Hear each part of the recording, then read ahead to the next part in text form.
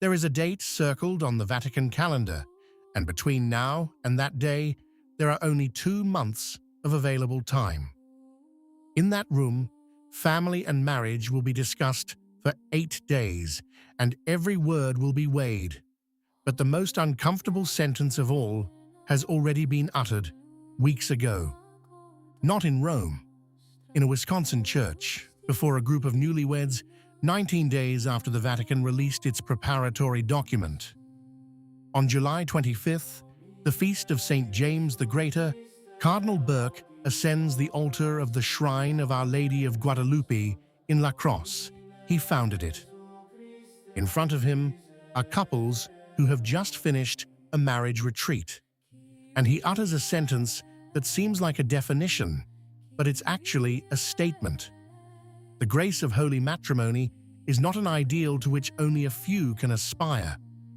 The Cardinal focuses precisely on that word, ideal, and turns it on its head. Then he adds, but an objective reality, a supernatural gift, which leads husband and wife to seek each other's eternal salvation along the path of divine love. It doesn't end there. He concludes his homily by asking the faithful to prepare themselves, if not for the red martyrdom of blood, then certainly for the white martyrdom of faithful witness to the Lord. Faithful witness in the face of what? His words are precise, in the face of indifference, ridicule, and persecution. 3 carefully chosen words, not a devout formula. To understand why that homily is making waves across the ocean, you need to open the document whose 10th anniversary will be celebrated in October. It's called Amoris Laetitia. Pope Francis promulgated it on March 19, 2016, at the end of 3 years of synodal work and 2 general assemblies of bishops dedicated to the family, one extraordinary and one ordinary. That text also uses the word ideal. It uses it often and almost always in a critical sense, but the target is not what one might imagine. In paragraph 36, Francis conducts a collective examination of conscience. He writes that, on other occasions, we have presented a theological ideal of marriage that is too abstract, almost artificially constructed. And he adds, far from the concrete situation and the actual possibilities of families as they are. The subject of the criticism is us, the pastors, not the sacrament. The conclusion of that paragraph is clear. This excessive idealization has not made marriage more desirable and attractive, Francis writes, but quite the opposite. In paragraph 57, he returns to the same point with an image. From the Synod, he says, there remains not a stereotype of the ideal family, but rather a challenging mosaic made up of many different realities. Those who defend that text read it this way: no one lowers the bar. We just stop describing families as if they were all perfect. It's a pastoral argument, not a doctrinal one. And he has a reality that every parish priest knows. Families who don't recognize themselves in an unattainable model stop trying, and those who stray rarely come back. On July 6th, the Dicastery for the Laity and the Synod Secretariat published the thematic itinerary for the meeting. It comprises 5 areas, all built on listening to families, young people, and the discovery of their vocation to marriage, the first years of married life, defined as a decisive time, and the accompaniment of families in complex situations in a clearly pastoral setting. Now let's put the statement from July 25th back in context. The Cardinal doesn't deny that there are wounded families, and he doesn't speak of models at all. He speaks of grace.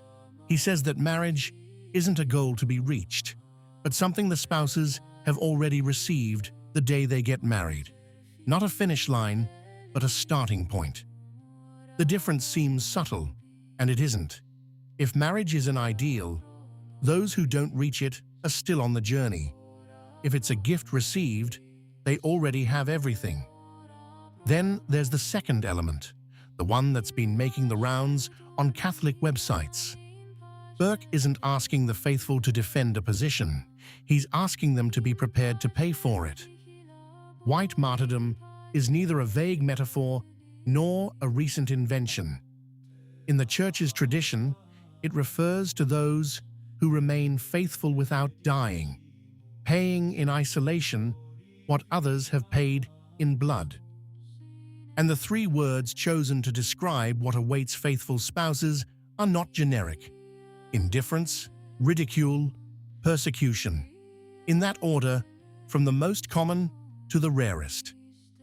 The homily fell on the feast of St. James the Greater, the first of the apostles to be killed for the faith. The cardinal based his homily on that calendar. He asked those present to resume their spiritual practices with new enthusiasm and new energy, and to do so for the transformation of the world through the sacrament of marriage. The family, he added, is the incomparable fruit, not a pastoral area to be assisted from the outside, but the concrete instrument through which the world is transformed. The reversal of perspective is complete. Placed side by side, the two positions reveal something curious. Both consider the word ideal a problem to be corrected, but they arrive there for precisely opposite reasons. For the 2016 text, the ideal is too lofty. It describes families that don't exist and discourages real ones. The solution is to lower one's gaze to reality. For the cardinal, the ideal is too low. Reducing what is a gift to half means depriving spouses of the grace they already possess. The solution is to raise our gaze. Two opposing diagnoses based on the same word, and it's not a dispute over vocabulary. In October, in that room, we will have to decide which of the two will guide family ministry for the next decade. It must be stated precisely because the difference matters. The October meeting is not an assembly of the Synod of Bishops. The Vatican itself writes as much in the preparatory document. However, it will be conducted in a synodal style, with listening, prayer, and discernment.